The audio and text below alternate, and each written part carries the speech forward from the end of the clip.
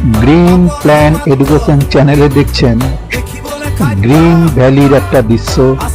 চারিদিকে সবুজে সবুজ পাহাড়ি পথ, জঙ্গলের মাঝখান দিয়ে আমরা চলেছি সেই নেচারকে অনুভব করার জন্য। জায়গাটার নাম ডুয়ার্স কাশিয়াং। দেখুন, একটা ব্রিজের মধ্যে আমার সাথে আছে আমার ভাস্তি, ছেলে এবং ভাস্তা।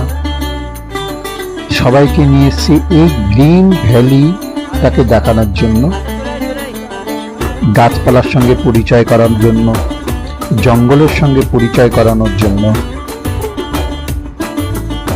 তাদেরকে নিয়ে এসেছি। দেখতে থাকো।